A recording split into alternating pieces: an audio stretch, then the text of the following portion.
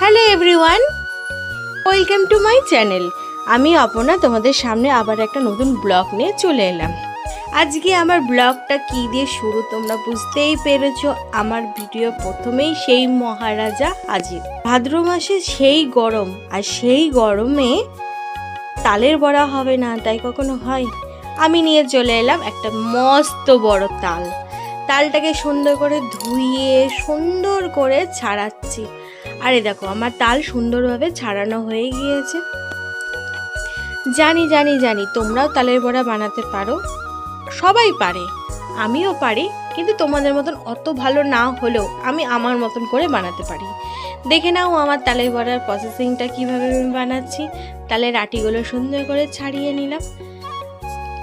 আর এই যে এটা আমি প্রথমবার করছি, এই ঘষানি যেটাতে চাল কুমড়ো পেঁপে ঘষা হয় সেই জিনিসটার মধ্যে আমিও ইউটিউব দিয়ে দেখে শিখেছি। আরে দেখো শিখে তার প্রমাণটা দেখে নাও। তাল ছাড়াতে গিয়ে তাল পালিয়ে গিয়েছে আর আমার হাতটা এই ঝাঁঝরির মধ্যে দিয়ে চলে গিয়েছে। সেই ব্যথা কি বলবো বলো, সবাইকে তো করে খাওয়াতে হবে। তো হাতে সুন্দর করে একটা কাপড় বেঁধে নিলাম। ব্যান্ডেজ সামনে পাইনি, একটা বাঙালি আনাভাবে হাতে ন্যাকড়া জড়িয়ে নিয়েছি। আর এভাবে সুন্দর করে ঘষে নিলাম। আর এখানে নারকেল একটু মনে করলাম একটু নারকেল বাটা দিয়ে তালের বড়াটা বানাবো, অবশ্যই ভালো লাগবে।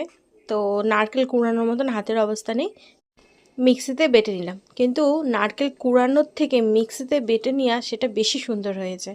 কলাটাও সেম প্রসেসিং করে নিলাম, কলাটাও সুন্দর করে বেটে নিলাম। তালের বড়া তো গুলতে হবে, আর গুলতে গেলে আমার হাতের যা যন্ত্রণা জ্বলে যাচ্ছে কল্পনাবিহীন। তাই মাকে বললাম তুমি একটু তালের বড়াটা সুন্দর করে ফাটিয়ে দাও। আর একটু টুক করে আমি আবার তেলের মধ্যে বড়াগুলো ছেড়ে দিলাম আর সুন্দরভাবে বানাচ্ছি। খুব সুন্দর হয়েছিল বন্ধুরা খেতে। আর এক একটা দেখে মনে হচ্ছে দেখো ফুলুরি যেমনি হয় না বড় বড়, সেই রকম। আমার ভিডিওটা যদি ভালো লাগে তোমাদের, প্লিজ একটা লাইক কমেন্ট করে দিও। এই আশাই তো আমরা ভিডিও বানাই, তাই না?